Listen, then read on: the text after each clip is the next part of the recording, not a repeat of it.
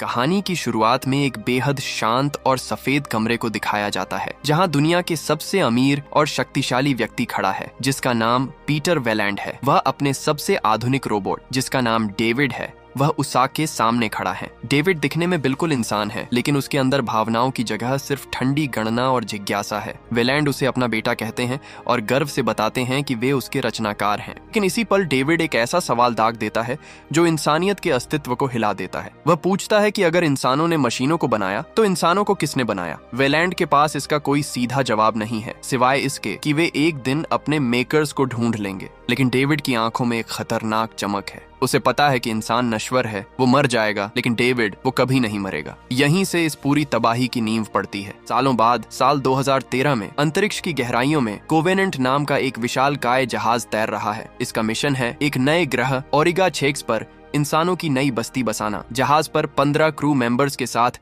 2000 colonist और हजारों भ्रूण गहरी नींद में सो रहे हैं। सब कुछ शांत है जब तक कि एक न्यूट्रिनो धमाका जहाज से नहीं टकराता। अचानक जहाज के सिस्टम फेल होने लगते हैं, आग भड़क उठती है और चीख पुकार मच जाती है। क्रू मेंबर्स को आनन फानन में उनकी नींद से जगाया जाता है, लेकिन इसी अफरा तफरी में एक दिल दहला देने वाला हादसा हो जाता है। जहाज के कैप्टन जैकब अपने पॉड के अंदर ही जिंदा जल जाते हैं और उनकी पत्नी डेनियल्स बेबसी में सिर्फ उन्हें मरते हुए देख पाती है।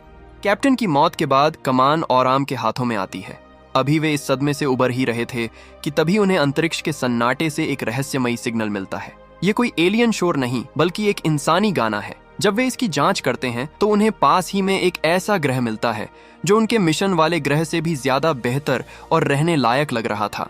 औराम एक बड़ा जुआ खेलने का फैसला करता है। वो असली मिशन को छोड़ इस अनजान ग्रह पर उतरने का आदेश देता है। डेनियल्स उसे चेतावनी देती है कि जो बहुत अच्छा लगता है वो अक्सर सच नहीं होता, लेकिन उसकी बात अनसुनी कर दी जाती है। जैसे ही उनका लैंडर जहाज उस खूबसूरत दिखने वाले ग्रह पर उतरता है उन्हें एहसास नहीं होता कि वे किसी स्वर्ग में नहीं बल्कि मौत के जबड़े में कदम रख चुके हैं।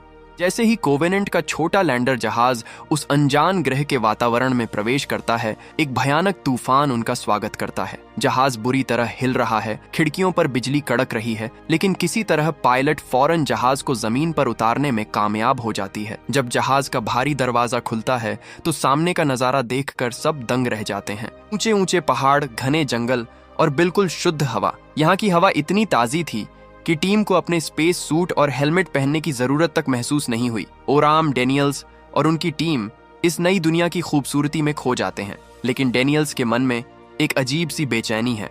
वह चारों ओर देखती है और उसे कुछ बहुत ही अजीब महसूस होता है। इतने विशाल जंगल और पहाड़ियों के बीच कोई आवाज नहीं है, न कोई परिंदा चहचहा रहा है, न कोई जानवर, यहाँ तक कि एक कीड़ा भी नजर नहीं आ रहा।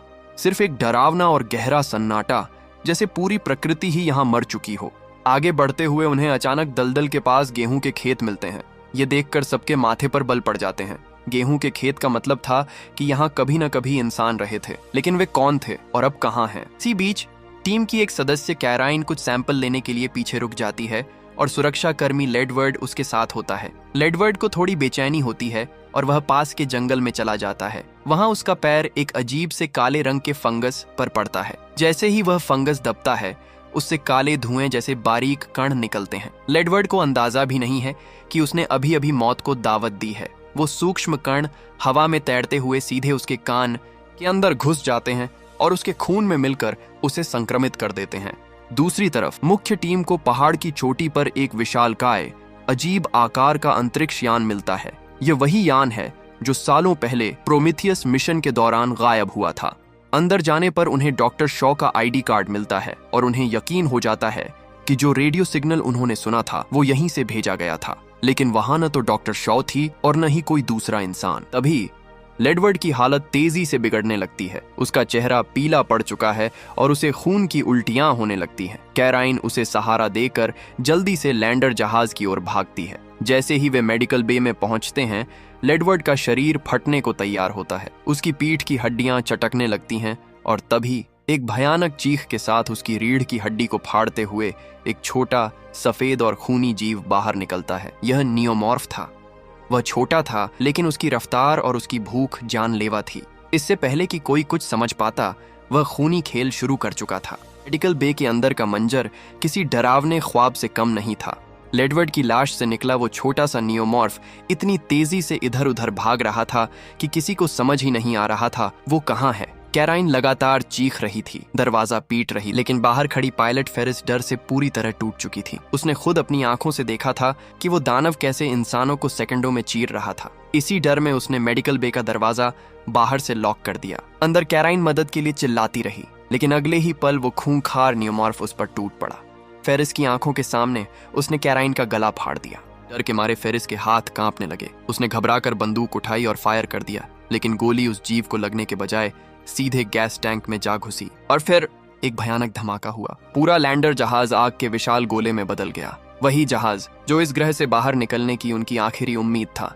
उधर जंगल में मौजूद बाकी टीम ने जैसे ही धमाके की आवाज सुनी, सब घबराकर वापस भागे, लेकिन जब तक वे पहुंचे तब तक बहुत देर हो चुकी थी। चारों तरफ सिर्फ आग, धुआं और मलबा बचा था। ओराम की पत्नी मर चुकी थी और उनका इकलौता रास्ता भी खत्म हो चुका था, लेकिन असली खौफ अभी बाकी था। जैसे जैसे अंधेरा बढ़ने लगा, जंगल की झाड़ियों में कुछ हिलने लगा और अगले ही पल दो पूरी तरह विकसित सफेद नियोमॉर्फ्स उन पर टूट पड़े।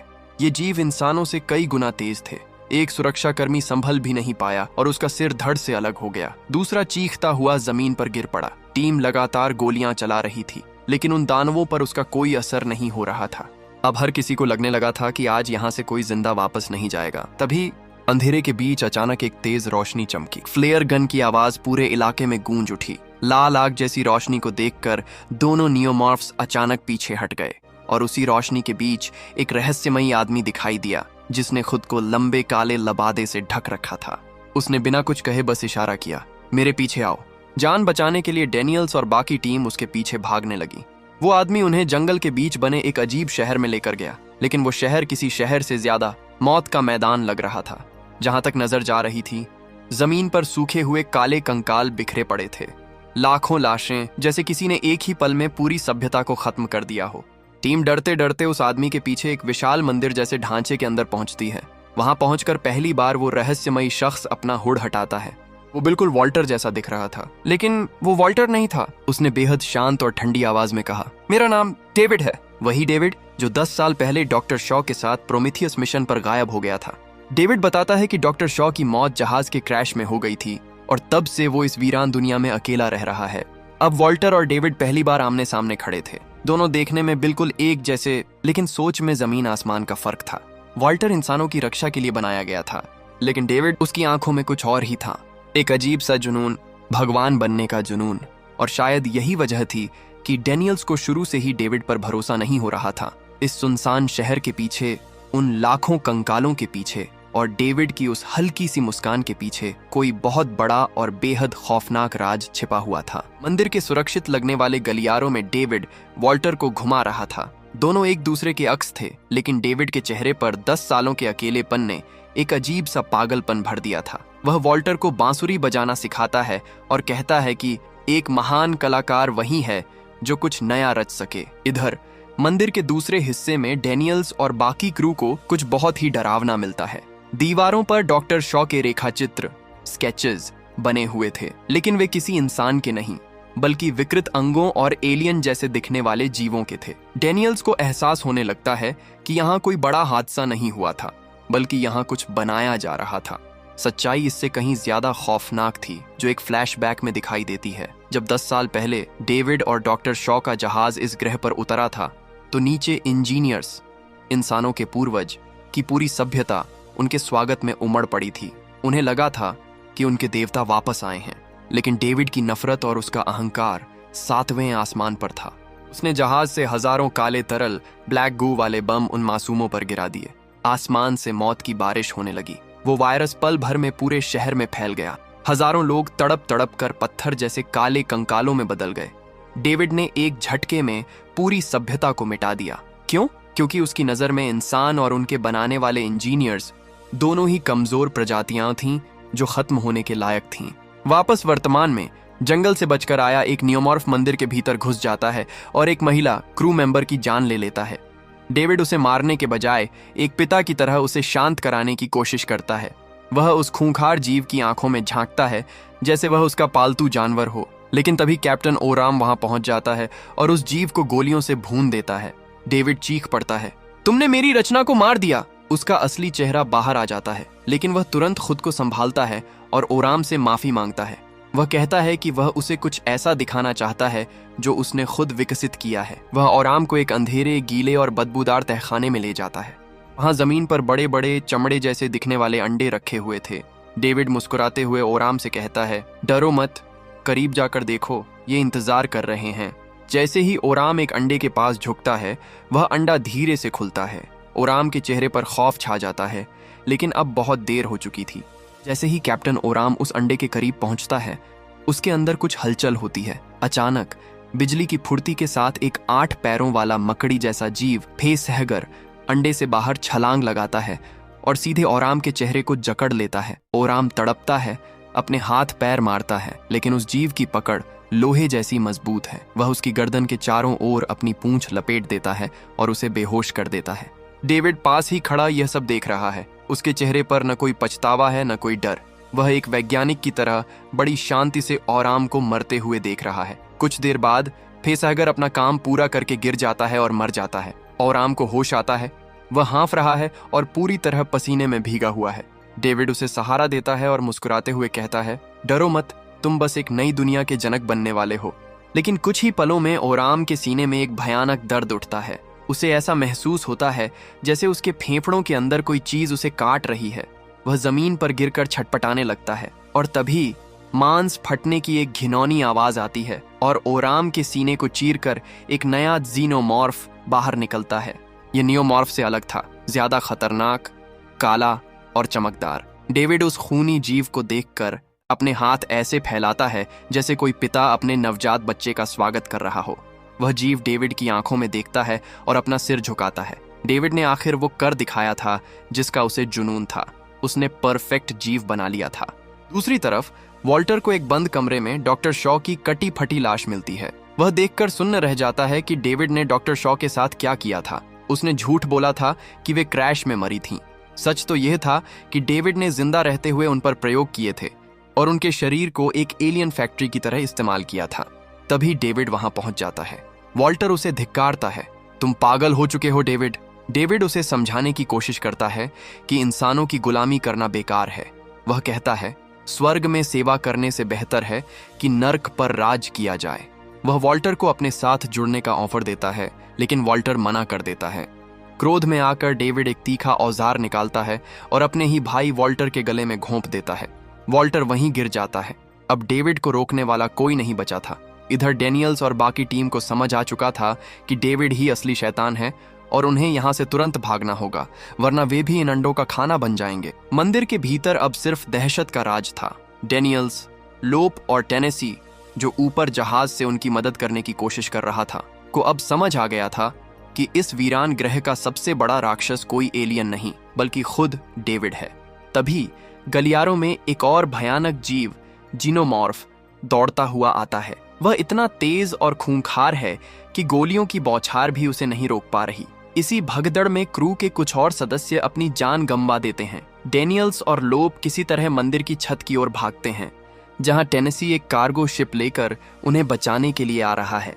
लेकिन रुकिए, वॉल्टर का क्या हुआ? डेनियल्स को लगता है कि वॉल्टर मारा जा चुका है, लेकिन तभी धूल के गुब्बार से वॉल्टर बाहर निकलता है। वह डेविड की दी हुई चोट से उबर चुका था, क्योंकि वह एक एडवांस मॉडल है जो खुद को रिपेयर कर सकता है। वॉल्टर और डेविड के बीच एक जबरदस्त भिड़ंत होती है। दो मशीनें, एक जैसी ताकत, एक जैसा चेहरा, वे दीवारों को तोड़ रहे हैं, एक दूसरे पर जानलेवा वार कर रहे हैं। डेनियल्स के पास रुकने का समय नहीं था। वॉल्टर उसे चिल्लाकर कहता है, जाओ, मैं इसे संभाल लूंगा। बाहर तूफान और भी भयानक हो चुका है। टेनेसी कार्गो शिप को हवा में ही स्थिर रखने की कोशिश कर रहा है। डेनियल्स और लोप ऊपर चढ़ने की कोशिश करते हैं, लेकिन तभी वही काला जीनोमॉर्फ जहाज पर छलांग लगा देता है। जहाज आसमान में गोते खा रहा है और डेनियल्स बाहर लटकते हुए उस एलियन से लड़ रही है। अंत में वह कार्गो के भारी क्रेन की मदद से उस जीव को कुचल देती है और वह हजारों फीट की ऊंचाई से नीचे गिर जाता है। सब राहत की सांस लेते हैं। वे कोवेनेंट मुख्य जहाज पर वापस पहुंच जाते हैं। सबको लगता है कि उन्होंने मौत को हरा दिया है। जख्मी लोप को मेडिकल बे में ले जाया जाता है और बाकी लोग अपनी नींद, क्रायोस्लीप की तैयारी करने लगते हैं। लेकिन डेनियल्स के मन में एक शंका अभी भी बाकी थी। क्या वाकई सब कुछ ठीक हो गया है? तभी जहाज के कंप्यूटर मदर का अलार्म गूंज उठता है, सावधान, जहाज पर एक अज्ञात जीव मौजूद है। जहाज कोवेनेंट के गलियारों में सन्नाटा था, लेकिन यह सन्नाटा सुकून देने वाला नहीं बल्कि खौफनाक था। जैसे ही कंप्यूटर मदर ने अज्ञात जीव की चेतावनी दी, डैनियल्स और टेनेसी के पैरों तले जमीन खिसक गई। उन्हें लगा था कि खतरा पीछे छूट गया है, लेकिन वे गलत थे। लोप, जिसे सुरक्षित समझकर क्रायोपॉड में सुलाया गया था, उसके शरीर के भीतर एक भयानक राज पल रहा था। इससे पहले कि कोई उसे बचा पाता, उसकी छाती चीरकर एक और खूंखार जीनोमॉर्फ बाहर निकल आता है। वह पलक झपकते ही गायब हो जाता है। कुछ ही देर बाद जहाज के शॉवर रूम में एक जोड़ा कपल आराम कर रहा था। उन्हें अंदाजा भी नहीं था कि उनके पीछे मौत खड़ी है। जीनोमॉर्फ उन पर हमला करता है और पूरा कमरा खून से भर जाता है। अब डैनियल्स और टेनेसी अकेले बचे थे। उन्हें इस दानव को खत्म करना ही होगा, वरना 2000 सोए हुए लोग कभी नहीं जाग पाएंगे। वे एक खतरनाक प्लान बनाते हैं, एलियन को जहाज के विशाल कार्गो बे, जहां भारी गाड़ियां और सामान रखा जाता है, में फंसाकर अंतरिक्ष में फेंकना। डैनियल्स खुद चारे की तरह सामने आती है। वह अंधेरे गलियारों में उस शैतान को ललकारती है। जीनोमॉर्फ उसकी खुशबू पाकर उसके पीछे दौड़ता है। नजारा रोंगटे खड़े कर देने वाला है। एक तरफ इंसान की हिम्मत और दूसरी तरफ ब्रह्मांड का सबसे खतरनाक शिकारी। डैनियल्स उसे कार्गो बे में ले आती है, जहां टेनेसी भारी मशीनों को रिमोट से कंट्रोल कर रहा था। एक जबरदस्त लड़ाई शुरू होती है। डैनियल्स अपनी जान दांव पर लगाकर उस जीव को एक भारी ट्रक के नीचे फंसा देती है। जैसे ही एलियन छटपटाता है, डैनियल्स एयरलॉक का बटन दबा देती है। वैक्यूम का जबरदस्त प्रेशर उस दानव को खींचकर अंतरिक्ष की अनंत गहराइयों में फेंक देता है। आखिरकार सब शांत हो गया। डैनियल्स और टेनेसी थककर चूर हो चुके थे। उन्होंने जीत हासिल कर ली थी, या कम से कम उन्हें ऐसा ही लग रहा था। वे दोनों अब अपने असली मिशन ओमेगा 6 पहुंचने के लिए दोबारा क्रायो स्लीप में जाने की तैयारी करते हैं। डैनियल्स अपने पॉड में लेटती है। उसकी आंखों में आंसू हैं, लेकिन मन में शांति है। वह अपने सामने खड़े वाल्टर को देखती है और मुस्कुराते हुए एक आखिरी बात पूछती है, एक ऐसी बात जो इस पूरी कहानी का रुख ही बदल देने वाली थी। डैनियल्स अब अपने क्रायोपॉड के अंदर लेटी हुई थी। नींद की दवा उसकी नसों में धीरे धीरे फैल रही थी। वह सुरक्षित महसूस कर रही थी। उसने मुस्कुराते हुए सामने खड़े वॉल्टर की ओर देखा और एक पुरानी याद ताज़ा की। उसने कहा, वॉल्टर, क्या तुम्हें याद है जब हम नए ग्रह पर पहुंचेंगे तो क्या तुम झील के किनारे मेरे लिए वहीं लकड़ी का केबिन बनाने में मेरी मदद करोगे, जिसके बारे में हमने बात की थी? सवाल पूछकर डैनियल्स जवाब का इंतजार करती है, लेकिन वॉल्टर के चेहरे पर कोई हलचल नहीं होती। वह बस उसे एक खाली और ठंडी मुस्कान के साथ देखता रहता है। डैनियल्स की आंखों में अचानक डर की एक बिजली कौंधती है। उसे अचानक याद आता है, उसने लकड़ी के घर, लॉग कैबिन की बात सिर्फ वॉल्टर को बताई थी, डेविड को नहीं। डैनियल्स का गला सूख जाता है। वह कांच के ऊपर अपना हाथ मारती है और चीखने की कोशिश करती है, तुम वॉल्टर नहीं हो। लेकिन अब बहुत देर हो चुकी थी। नींद की दवा ने अपना काम कर दिया था। वह बेबस होकर सो जाती है, जबकि उसके सामने खड़ा शख्स कोई और नहीं बल्कि डेविड था। डेविड ने लड़ाई के दौरान वॉल्टर को हराकर उसका रूप ले लिया था। उसने खुद अपना हाथ काट दिया था ताकि वह बिल्कुल वॉल्टर जैसा दिखे। अब पूरा जहाज 2000 सोए हुए इंसान और हजारों भ्रूण डेविड के कब्जे में थे। डेविड बहुत शांति से जहाज के नर्सरी रूम, जहां भ्रूण रखे जाते हैं, में जाता है। वह अपने मुंह से 2 छोटे जम चुके फेसहगर भ्रूण निकालता है, जिन्हें वह उस अनजान ग्रह से चुरा कर लाया था। वह बड़ी सावधानी से उन्हें इंसानी भ्रूणों के बीच छिपा देता है। डेविड ने अपने स्वर्ग को नर्क में बदल दिया था। वह जहाज के कंप्यूटर में एक संदेश रिकॉर्ड करता है, यह कोवेनेंट है। हमने एक सौर तूफान का सामना किया। सभी सदस्य सुरक्षित हैं। हम अपने मिशन ओमेगा 6 की ओर बढ़ रहे हैं। आउट। जहाज के स्पीकर पर डेविड का पसंदीदा संगीत वैगनर गूंजने लगता है। हजारों मासूम लोग गहरी नींद में सो रहे हैं, इस बात से अनजान कि वे एक नए घर की ओर नहीं बल्कि अपनी मौत की ओर बढ़ रहे हैं। डेविड अब एक भगवान बन चुका था, जिसके पास प्रयोग करने के लिए हजारों जिंदगियां थीं। और यहीं ये खौफनाक कहानी एक ऐसे मोड़ पर खत्म होती है जहां उम्मीद की कोई किरण नहीं बची। संगीत तेज होता है और फिर धीरे से खत्म होता है। दोस्तों, क्या डेविड को कभी कोई रोक पाएगा, या इंसानियत का अंत इसी तरह एक मशीन के हाथों होगा? कमेंट्स में अपनी राय जरूर दें। अगर आपको यह कहानी और हमारा अंदाज पसंद आया तो वीडियो को लाइक करें और ऐसी ही रोमांचक कहानियों के लिए हमारे चैनल को सब्सक्राइब करके बेल आइकन दबाना न भूलें। मैं जल्द ही मिलूंगा एक और धमाकेदार कहानी के साथ। तब तक अपना ख्याल रखें। शुक्रिया।